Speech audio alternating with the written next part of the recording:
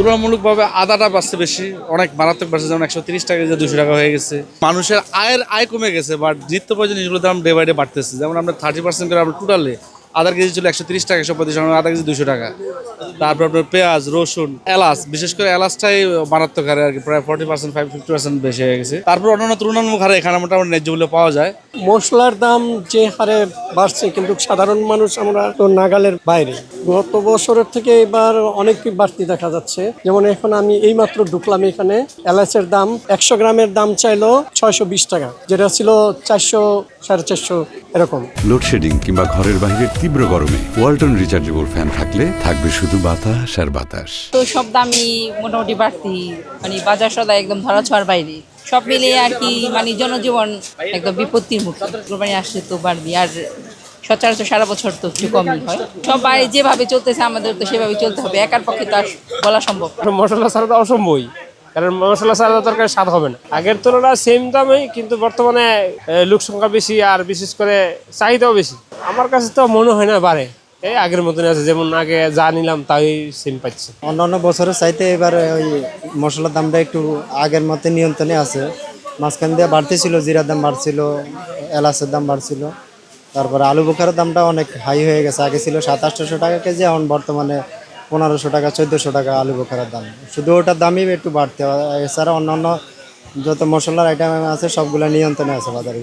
এলাচের দাম আপনার এই 1 বছরের ভিতরে 1 টাকাও বাড়ে নাই। যেমন হঠাৎ করে অনেকে কিনতে আসে, এই কারণে মনে করে বাড়তি, কিন্তু দাম বাড়ছে বেশি আলু বোখারা। রমজানে 600 টাকার আলু বোখারা হয়েছিল 1500 টাকা, এখন এই আলু বোখারা কমে হয়েছে আপনার 1200 টাকা কেজি।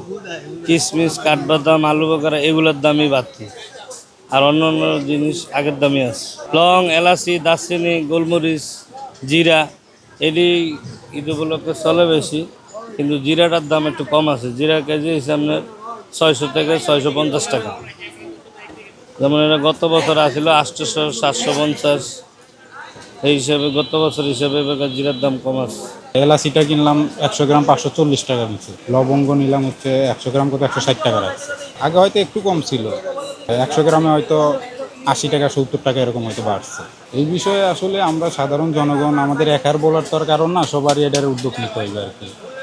আমি একা বললে তোর কাজ হবে না। আমি একা এতটুকু বললাম, এটাই শেষ। অন্যান্য বছরতে এবার তুলনামূলক দাম অনেক কম, দিকে বেতন তো মানুষ পাইব না। 28 তারিখে পড়ে গেছে, 24 তারিখে ছুটি, তখন বোনাস পাইব। বোনাস পাইলে কি কোরবানি দিব না আমাদের মশলা কিনবো? অগমগরে একটা বোনাসের উপরে ভিত্তি করে মনে করেন টুকিটাকি বেড়া সব দিকে চেষ্টা করবো, মনে করেন সবাই অল্প অল্প দিকে টাইম নাকি চলার জন্য। যদি বেতনটা পাইতো তখন সুবিধা হইতো, আমাদের সেলও বাড়তো, খরচও করতে পারতো। দুই দিকে হইতো, বোনাস বেতন দুইটা পাইতো, তো একটা পাইবে। ঈদটা এমন তারিখে পড়ে গেছে, মানে মধ্যবর্তী ফ্যামিলির জন্য একটু কষ্টজনক হয়ে পড়ছে। কোরবানি ঈদে তো প্রচুর মশলা চাহিদা থাকে, কাস্টমারেরও অনেক চাহিদা থাকে।